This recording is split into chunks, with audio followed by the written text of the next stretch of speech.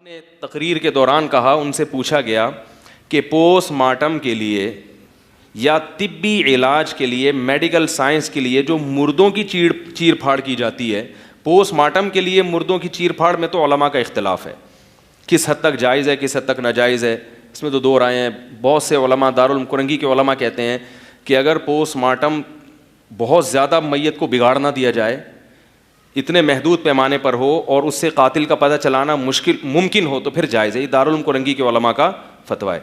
इसलिए कि बाज़ लोग ये कहते हैं कि उलमा पोस्टमार्टम को बिल्कुल हराम समझते हैं। ये लोग इल्ज़ाम भी उलमा पे खुद ही लगाते हैं क्लिप बना के, और फिर तंज भी खुद ही। इनको बेचारों को ये तक नहीं पता कि उलमा की इस बारे में राय है क्या। पोस्टमार्टम के ज़रिए अगर कातिल का पता चलाना मुमकिन है और पोस्टमार्टम में मैयत की ऐसी की तैसी नहीं हो रही, तो बहुत से उलमा इसकी गुंजाइश देते हैं, लेकिन फौरी तौर पर उसी टाइम पे कर लिया जाए। और मेडिकल साइंस का इल्म सीखने के लिए मुर्दों की चीर फाड़ की उलमा इजाज़त, बोलो भाई, नहीं। इसलिए कि किसी को, लोग कहते हैं भाई जान बचाने के लिए तो सब कुछ ठीक है, बंदा भी मार सकते हो अपनी जान बचाने के लिए। याद रखो, उलमा ये कहते हैं कि जान बचाने के लिए तो कत्ल करना भी जायज़ है, सूअर खाना भी जायज़ है। जान बचाने का तरीक़ा सीखने के लिए ये चीज़ें जायज़। मेडिकल साइंस में जब हम इल्म हासिल कर रहे होते हैं तो जान बचा नहीं रहे होते, बचाने के तरीक़े सीख रहे होते हैं। सीखने के लिए नहीं कि आप सूअर भी खा लें और कि भाई देखो अगर मैं जंगल में भूखा रह गया किसी दिन तो थोड़ी सी सूअर की प्रैक्टिस होनी चाहिए, ताकि एक अचानक ही आ जाएगा तो मैं तो सूअर खाया नहीं जाएगा, इसकी इजाज़त थोड़ी होगी, ऐसे तो दरवाज़ा खुल जाएगा। अमली तौर पर किसी की जान बचाना एक अलग चीज़ है, और मेडिकल साइंस में इल्म हासिल करने के लिए जान बचाने का तरीक़ा सीखा जा रहा है, बचाई नहीं जा रही, उसमें आपको हराम की इजाज़त, क्योंकि इस्लाम की एक बाउंड्री है। लेकिन मौसूफ ने खुलेआम फतवा दिया। और फिर बाज़ लोग ये भी कहते हैं कि ये चूंकि लावारिस लाशों के साथ किया जाता है इसलिए जायज़ है। इस्लाम में कोई भी लाश लावारिस।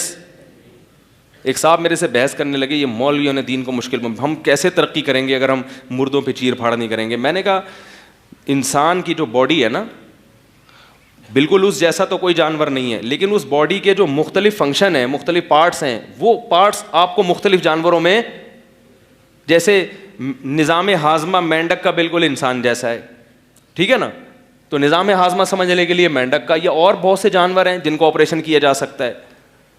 किडनी को का मुताला करने के लिए दूसरे बहुत से ऐसे जानवर होंगे जिनकी, क्योंकि हदीस में आता है मा अंज़लल्लाहु मिन दाइन इल्ला अंज़ल लहू शिफान, हर बीमारी का अल्लाह ने इलाज पैदा किया। ये जानवर तो हमारे लिए पैदा किए हैं। कितनी मेडिकल साइंस में दवाएं ऐसी हैं जो जानवरों के अमल को देखकर ईजाद की गई हैं कि इस बीमारी में जानवर क्या करता है। रीछ को मैंने खुद डॉक्यूमेंट्री देखी, रीछ के पेट में दर्द है, वो गया जाके एक जड़ी बूटी निकाल के खाने लगा, डॉक्टर खड़ा है डॉक्यूमेंट्री बना रहा है, उसने कहा कि जब ये जड़ी बूटी इसने खाई है, इससे डॉक्टरों को पता चला कि पेट के दर्द में इस जड़ी बूटी में अल्लाह ने क्या रखा है, शिफा। बहुत सी दवाएं ऐसी हैं। तो चूंकि गोरे तो किसी मजहब को मानते नहीं है ना, वो तो आज़ाद हैं, वो कह रहे कोई बात नहीं, वसीम को ले आवे, सलीम की लाश को ले आप, गुर्दे फाड़े चापे। वो माइकल जैक्सन को पता नहीं कितने हफ्ते उसका पूरा कीमा बना के दफन किया, उसको उसके दिमाग के 4 पीस किए हुए। वो तो किसी चीज़ के पाबंद नहीं है। हमें तो मैयत की भी ताज़ीम का हुक्म है, और जब जानवरों से ये काम हो सकता है तो मैयत को क्यों भेंट चढ़ाओ। और फिर भी अगर आप कहते हैं कि मैयत को भेंट चढ़ा सकते हैं, फिर आप अपनी वालदा का जनाजा जाके अस्पताल में पेश करें, क्योंकि लावारिस लाशें इस्लाम में लावारिस, अगर कोई बूढ़ा मरता है, उसकी कोई औलाद नहीं है, तो जो भी उस लाश को देखेगा शरीयत में वही उसके बेटे का कायम मकाम, वो उसको ऐसे इज्जत एहतराम के साथ दफन करेगा जैसे ये इसका बाप है। इस्लाम में लावारिस लाश कोई भी नहीं होती, सब काबिल एहतराम है। तो काफिर लाश के एहतराम का हुक्म है, मुसलमान को कैसे आप वो कर सकते हैं। तो जो भी ये बात करें ना डॉक्टर साहब, इस पे बुकरातियाँ और अफलातूनियाँ पेश करें, नहीं नहीं एक्चुअली हमें मेडिकल साइंस में एक्चुअली तो मुसलमान पीछे रह जाएंगे, तो उनसे कहें ठीक है, आप अपने अब्बा को चीर फाड़ के लिए, जैसे ही अब्बा का इंतकाल हो फौरन हॉस्पिटल भिजवा दें, और छुरी चापे चापड़ लेके क्या हो जाएं, अब्बा के पीस बनाएं, लटकाएं, जैसे कसाईयों ने गोश्त को लटकाया हुआ, तो ये फेफड़े अब्बा के, इनको समझो फेफड़े कैसे होते हैं। जैसे आपके लिए आप, मैंने कहा ना कि आप अपनी माँ को, माँ की लाश दें, एकदम आप जोश में आ जाओगे। तो याद रखो, कोई भी औरत दुनिया से जाती है वो भी किसी की माँ है, अगर नहीं है तो वो सबकी माँ है, वो सबकी बहन है, वो सबकी बेटी है। मैं समझा पा रहा हूं अपनी बात? तो इसलिए जो नई नई फिल्में मार्केट में आ रही हैं मेरे भाई, ये इनके पास दलील भी, एक साहब ने ये भी दलील दी कि कुरान तो क़िसास की तरगीब देता है, वलकुम फिल क़िसास हयातुन या उलिल अलबाब, जान बचाने के लिए इस्लाम जब इसकी इजाज़त दे रहा है कि दूसरे की गर्दन उड़ा दो, तो जान बचाने के लिए मैयत की चीर फाड़ की इजाज़त क्यों नहीं होगी? पहली बात तो ये कि इस्लाम ने इसकी वो कह रहे हैं इसकी तरगीब दे रहा है कि गर्दन उड़ा दो। इस्लाम ने क़िसास की तरगीब, बोलो भाई, नहीं दिया। लोग आयत नंबर देखते हैं कि भाई आयत नंबर ज़बरदस्त। इस्लाम में असल ये है कि मुआफ़ किया जाए, कातिल से क़िसास ना लिया जाए। तभी जहाँ ये आता है ना तुम्हारे लिए क़िसास में हयात है, ये तो इसलिए अल्लाह ने फरमाया कि निज़ाम ये होना चाहिए कि इजाज़त होनी चाहिए कत्ल की। तरगीब इसकी है कि मुआफ़ कर दो। फ़मन उफ़िय लहु मिन अख़ीहि शैउन फ़त्तिबाउन बिल मारूफ़ व अदाउन इलैहि बिइहसान। फरमाया जिस कातिल को मक़तूल के वरसा की तरफ से मुआफ़ कर दिया जाए तो दियत लेने में एहसान से काम लो। तो मक़तूल के वरसा का लफ्ज़ अल्लाह ने इस्तेमाल नहीं किया, बल्कि उसको भाई कहा है कि जिस कातिल को अपने मक़तूल वारिस के भाइयों की तरफ से इजाज़त मिल जाए, हालांकि वो उसके भाई नहीं होते।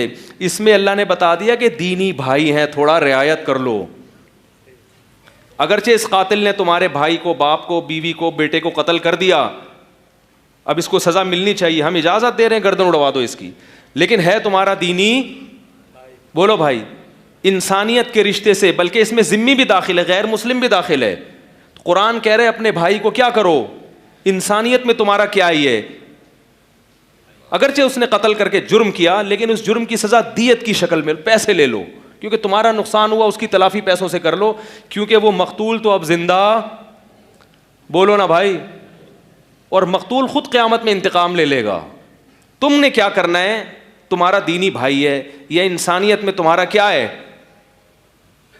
रिश्ता है, इंसानियत के लिहाज से तुम्हारा। तो कुरान क़िसास की तरगीब नहीं देता, कुरान किसकी तरगीब देता है, मुआफ़ करने की। यही वजह है कि जहाँ भी सऊदी अरब में या कहीं भी जहाँ क़िसास का कानून है, मक़तूल के वरसा को आखिर दम तक कोशिश की जाती है मुआफ़ी पर उकसाने की, और ये हुकूमती सतह पे काम किया जाता है। कई बार ऐसा सऊदी अरब में हुआ है कि वो तलवार लेके जल्लाद खड़ा है माफ़ करने के लिए, सॉरी गर्दन उड़ाने के लिए, और हुकूमती एहलकार और जाके कातिल के औलिया उसको समझा रहे होते हैं, भाई छोड़ दे। उलमा जाते हैं बाकायदा उसको मुआफ़ करने की तरगीब पर क्या करते हैं, बयान, क्योंकि कुरान किसकी तरगीब दे रहा है, मुआफ़ कर दो।